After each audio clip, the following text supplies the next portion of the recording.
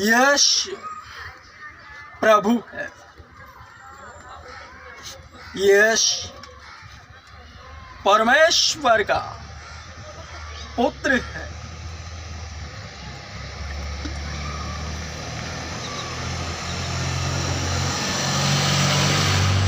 यश प्रभु है।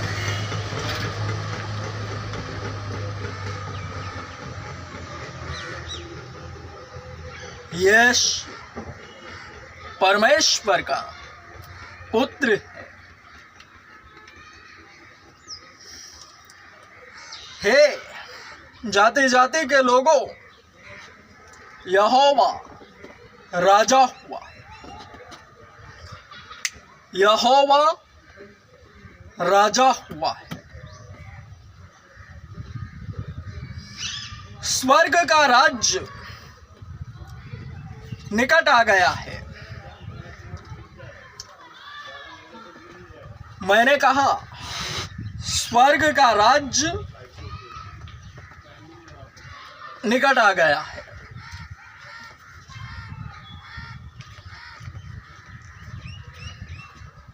उत्पत्ति अध्याय 2 वचन 18। फिर यहोवा परमेश्वर ने कहा, आदम का अकेला रहना अच्छा नहीं। मैं उसके लिए एक ऐसा सहायक बनाऊंगा जो उससे मेल खाए।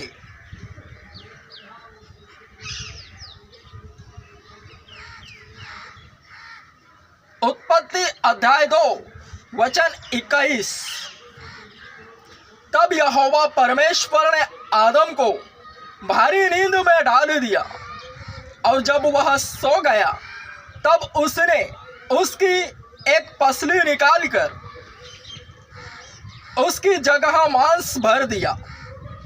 और यहोवा परमेश्वर ने उस पसली को जो उसने आदम से निकाली थी स्त्री बना दिया और उसको आदम के पास ले आया। तब आदम ने कहा, अब यह मेरी हड्डियों में की हड्डी और मेरे मांस में का मांस है, इसलिए इसका नाम नारी होगा, क्योंकि यह नर में से निकाली गई है। इस कारण पुरुष अपने माता पिता को छोड़कर अपनी पत्नी से मिला रहेगा और वे एक ही तन बने रहेंगे। आदम और उसकी पत्नी दोनों नंगे थे पर लजाते न थे। उत्पत्ति अध्याय 2 वचन 22 से 25।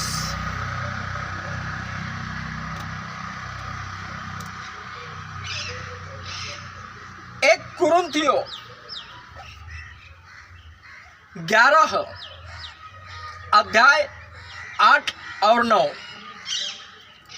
क्योंकि पुरुष स्त्री से नहीं हुआ परंतु स्त्री पुरुष से हुई है, और पुरुष स्त्री के लिए नहीं सिरजा गया परंतु स्त्री पुरुष के लिए सिरजी गई है।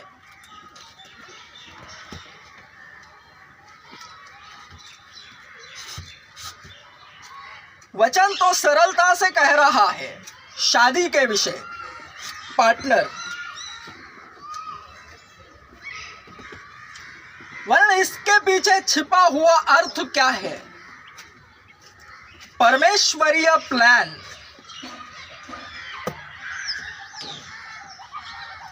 क्योंकि आदम का पतन हुआ, इससे पहले कि आदम का पतन हुए उसकी पत्नी को बहकाया गया, और उसके बाद हव्वा के जरिए आदम बहकाया गया। तो उनके जरिए जो उत्पन्न हुए वंश वे भी भटक गए। तो ऐसे आदम से मृत्यु आई क्योंकि पाप वहीं से उत्पन्न हुआ। जैसे जैसे पाप बढ़ता है, मृत्यु निगल लेती है। तो पापों की बढ़ोतरी के कारण परमेश्वर ने और प्लान बनाया, परफेक्ट प्लान, मास्टर। अध्यात्म की रचना। तो वह स्वयं मैदान में उतरा, यूहन्ना 3:16 के तहत।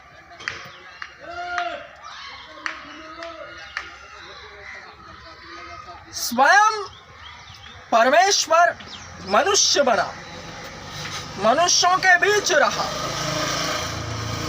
और मनुष्यों के पापों ही के कारण वह मारा गया, गाड़ा गया, कुचला गया। तो जितने उस पर विश्वास रखते हैं, प्रभु यीशु मसीह पर,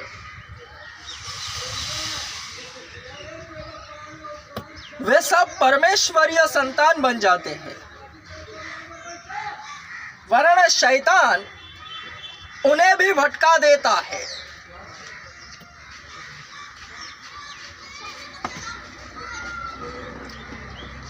जब वे भी पाप में गिर जाते हैं,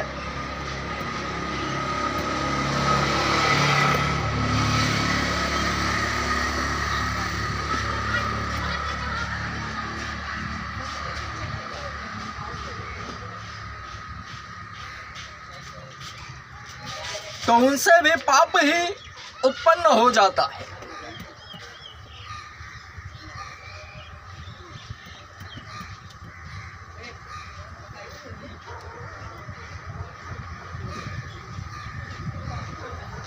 एक बार किसी को सुसमाचार सुनाया जावे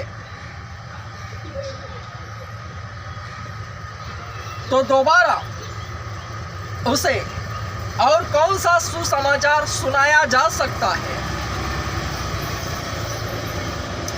एक बार कोई चर्च में गया है तो दोबारा उसे और कौन से चर्च में ले जाया जा सकता है।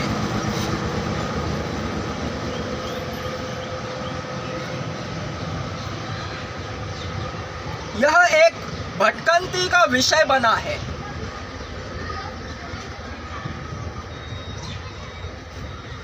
जिससे सभी विश्वासी भ्रमित हो रहे हैं। तो वचन के पीछे परमेश्वरीय योजना क्या है?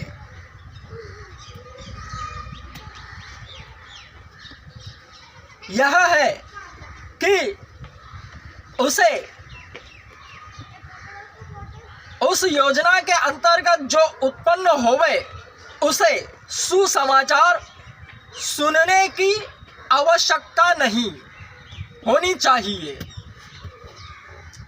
अर्थात कैसे?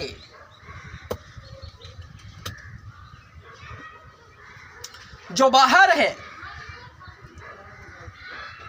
वे तो एक नहीं अनगिनत बार सुसमाचार सुनते हैं, सुनाते भी हैं, वरन सुसमाचार सुनने की आवश्यकता ही न पड़े, ऐसी योजना है इस वचन के अंतर्गत परमेश्वरीय।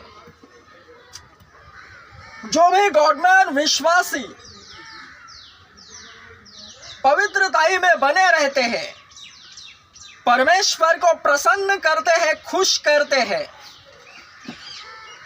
उनके लिए परमेश्वर की यही सोच है कि उनका अकेला रहना अच्छा नहीं, तो उनके लिए पार्टनर बनाया जावे, जिससे जो उत्पन्न होगा उसे सुसमाचार सुनने की आवश्यकता नहीं, क्योंकि वह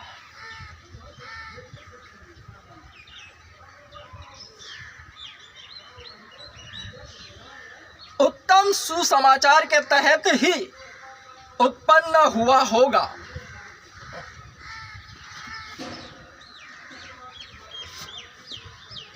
शैतान भी उसे सुसमाचार नहीं सुनाता, या फिर कोई उसके पास सुसमाचार सुनाने जावे तो भी शैतान उसे रोकता है।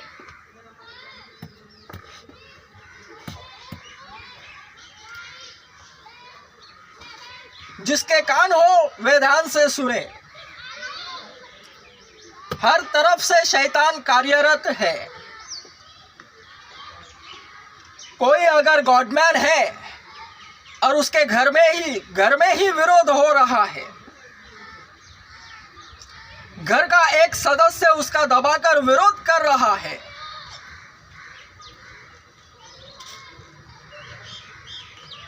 घर के अंदर भी घर के बाहर भी यीशु नाम उसके जरिए जहां नहीं पहुंचना चाहिए वहां तक पहुंचा रहा है विरोध के कारण, तो शैतान उसे रोकने के लिए ज्यादातर उसे लकवे का अटैक दे देता है ताकि वह घर पर ही बैठा रहे, पैरालाइज कर देता है।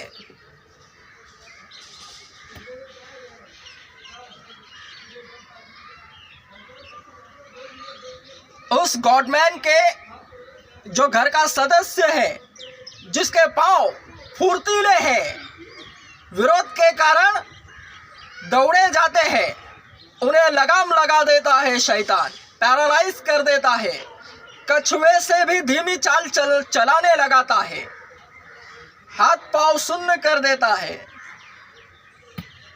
केवल खा पी सके। इसके पीछे शैतान है।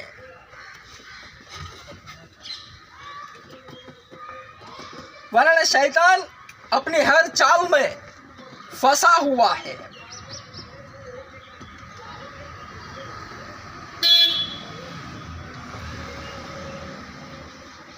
वक्त आने पर वही सदस्य मन फिरा लेता है और विश्वासी बन जाता है।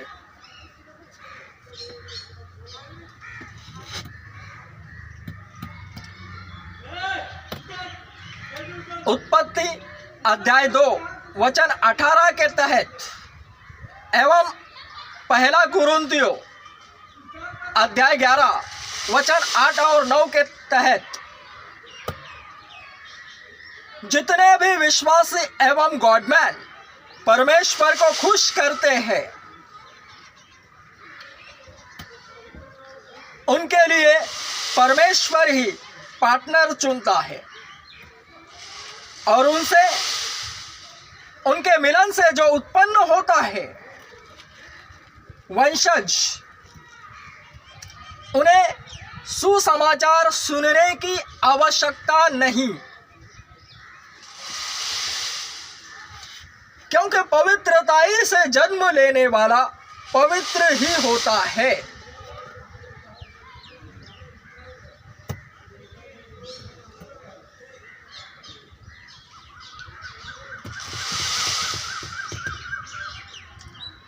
जितने भी भटके हुए हैं विश्वास से एवं लटके हुए हैं, उन्हें दोबारा सुसमाचार सुनने की आवश्यकता है, दोबारा चर्च में जाने की आवश्यकता है।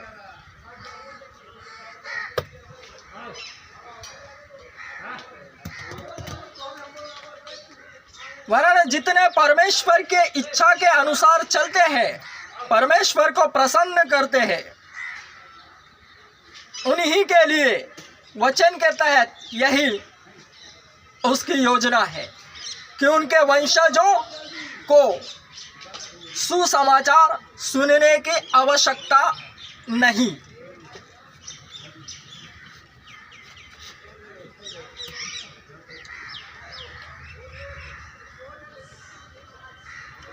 और ना ही वे पाप में पाए जाते हैं, क्योंकि शैतान उनसे कोसों दूर रहता है।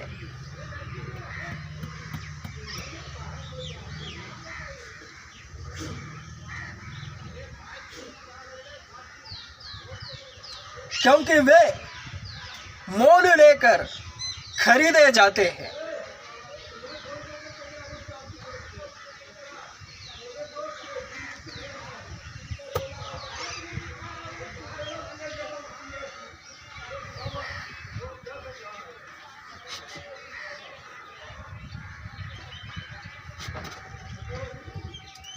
ये जाति जाति के लोगों, दुनिया का सबसे बड़ा चर्च ओपन कर रहा हूं, मेरे पास आओ।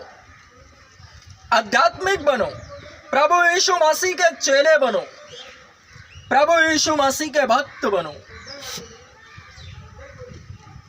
अर्थात पवित्र बनो, जैसा कि तुम्हारा बुलाने वाला पवित्र है। Amen. Strong.